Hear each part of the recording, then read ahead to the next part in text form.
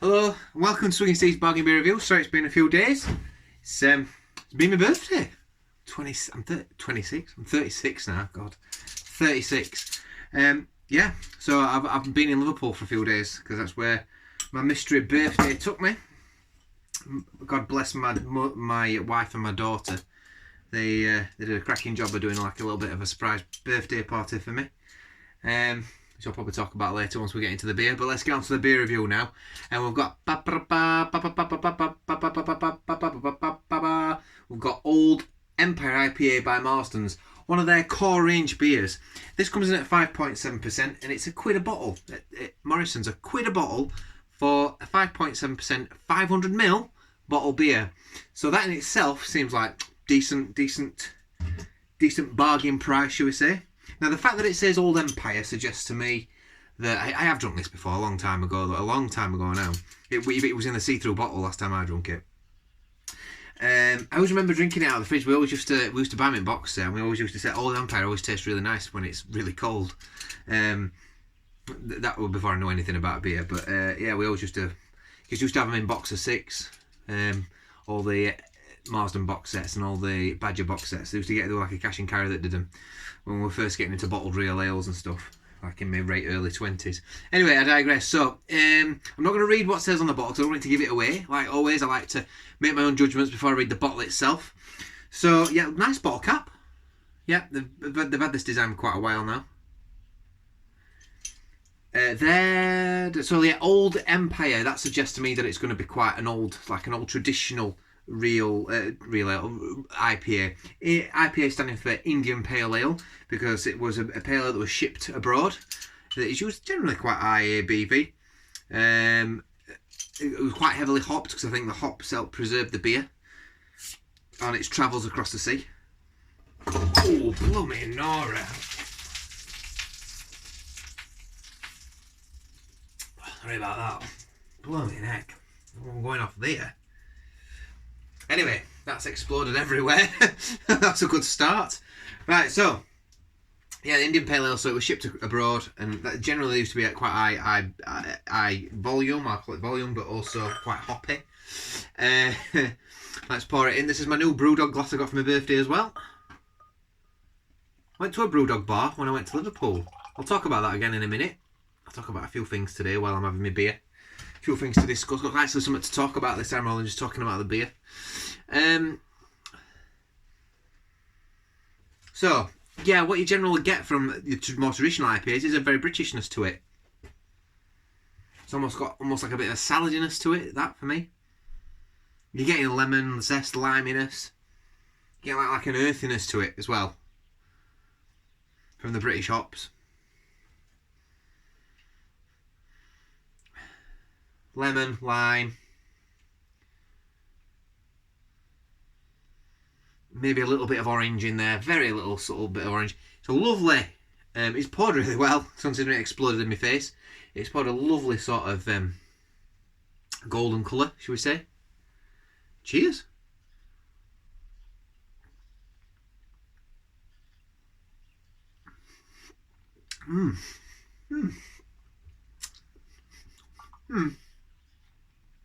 One of them. You drink it first one. Then So it's got a sweetness to this beer as well. It's quite hoppy. It's got quite a hop character to it. It's not particularly thin. It's quite a decent enough body, that for me. Carbonation's spot on. I think the carbonation's good on that beer. Marston's beers have all got a reputation for over-carbonating their beers quite badly sometimes. But that's spot on. It looks a lovely glass. It looks a lovely colour. Lovely golden colour, that. Really nice. Very inviting.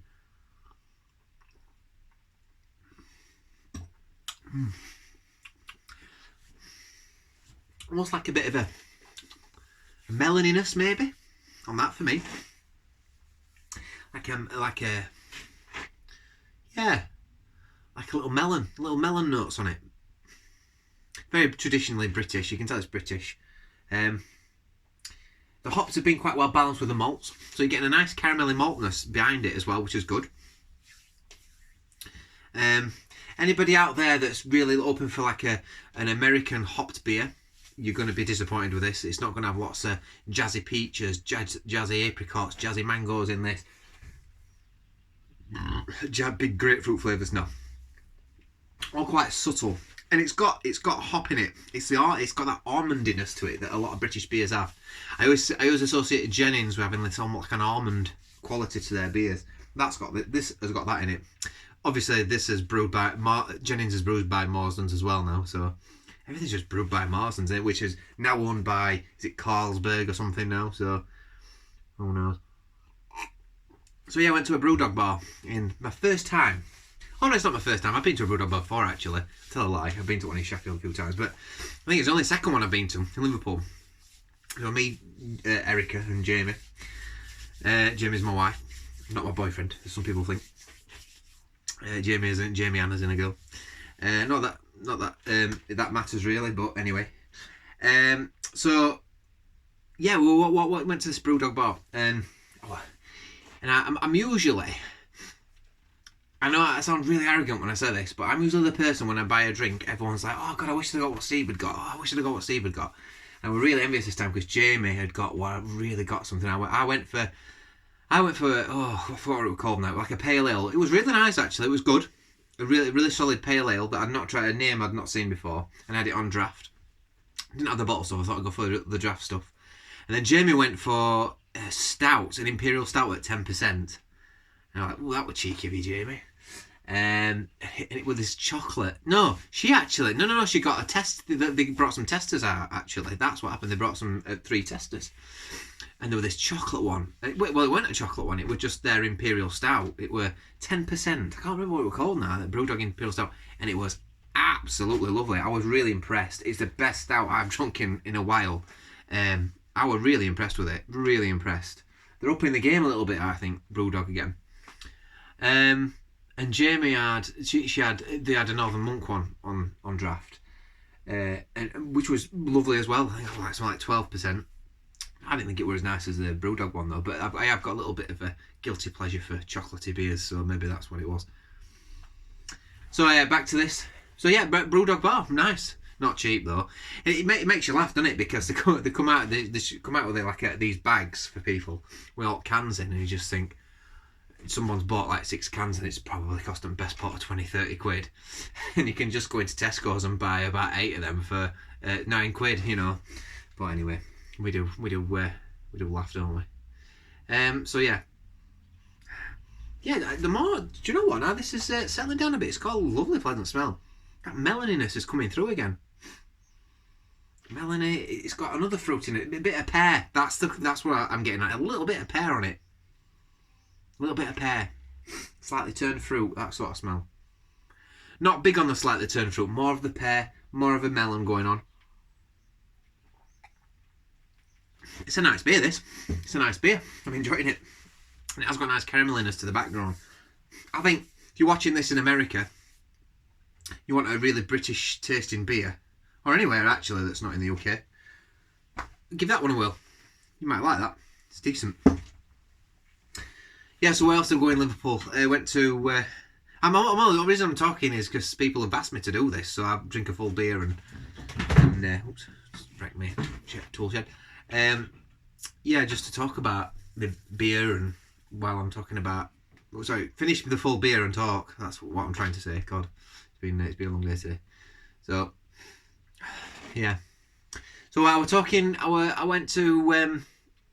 it were like a trip that they planned for me. It were a complete surprise. They weren't telling me where they were going, and because my daughter planned it, you see. So she was really excited, and she wanted me to go to all these places that she'd planned. And bless her, she'd found some right random places. She wanted to take me to church, that big cathedral. Like, what? 5-year-old, why would you want to take me to a cathedral? It was really weird. She wanted to take me to a graveyard. It was actually a graveyard within the grounds of the cathedral. If you've ever been to Liverpool, that big cathedral on top of the hill. Phenomenal place. Finished in late 70s or mid 70s, I think. Fourth largest cathedral in Europe, in the world. Largest cathedral in Europe. I couldn't believe that. And it is, when you get there, it is like a monster. It's like a big fortress in this sort of like red sandstone. Went there, and then at the side of it, there's like almost like a quarry, and it's fascinating. Liverpool. Do you know what? Liverpool is quickly becoming one of my favourite cities in UK. I've been a couple of times now, and I think it's absolutely brilliant. It's so interesting. So many little places to visit. So many little sort of like, because I love history, I especially like Victorian history. And like there's so like little tunnels and little bricked up sections, and I went to this park, and there were like what looked like a giant chimney. It just looked like a giant chimney pot in a park, and of course it were one of the old venting ducts for the old underground tunnels that went through some of the original Victorian railway tunnels that went under Liverpool. And it just looked it's just really strange thing. If you ever go on my Facebook account, on my Facebook account you'll see it there. I've got some pictures up for when I last went to Liverpool. You'll see some of them up there.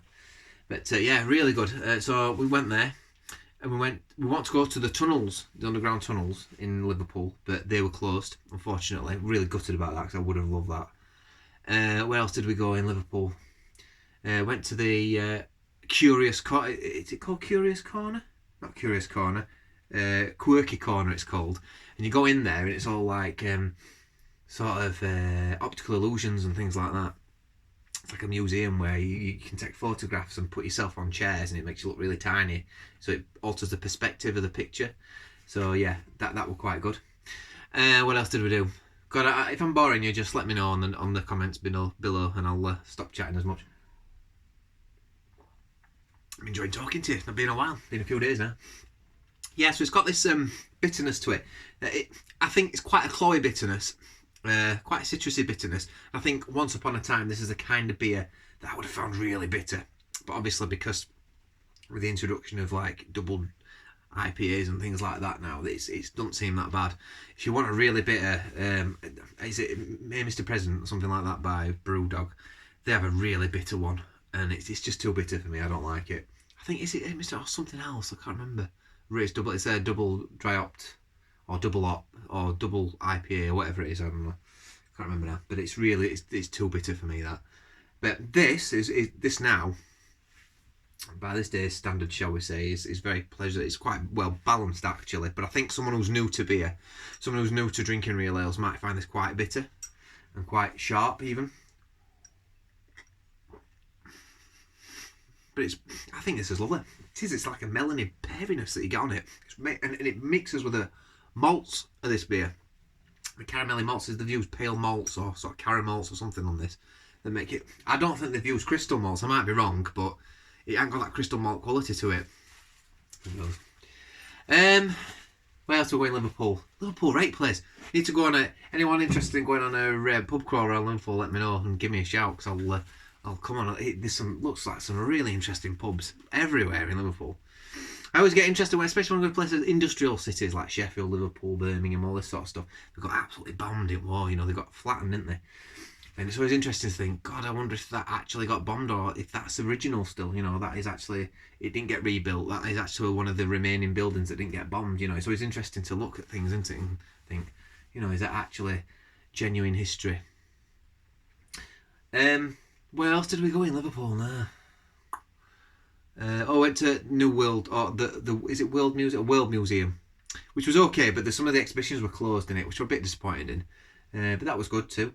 And then we went for a Thai meal. So there's just places everywhere. There's places cropped up all over the place. We stayed on a street called Rodney Street, which is like these old Georgian terraces, and it was like an apartment in the bottom floor, and it was brilliant. Whenever you go into a Georgian, Jamie knows I love like old buildings and stuff, so we went into this Georgian terrace and bottom floor, and the ceilings were just so high. You go in there, it's like, it's like, I love it, because I'm tall myself. I always feel like, especially in modern houses now, I feel like I'm going to break something all the time, or I'm going to like lean up wall and put it through. But when you're in these old buildings, like, you just feel like you've got space, I can stretch without banging my hands on the ceiling, and because the modern houses these days are really small. And sometimes old houses are too. Like, I had a friend that lived in a Victorian sort of cottage terraced house that were really low ceilings, But generally, they were quite high ceilings. Like we live in a 1887 our house was built, so It's towards the end of Victorian era, but it's like, imagine a terrace but it's been chopped like a detached terrace. We've got really high ceilings, you know. But there we go. Nearly at the bottom of the beer now, so we're nearly at the end of the review, thankfully, for those of you that have managed to last this long. But yeah, well, Liverpool, fantastic.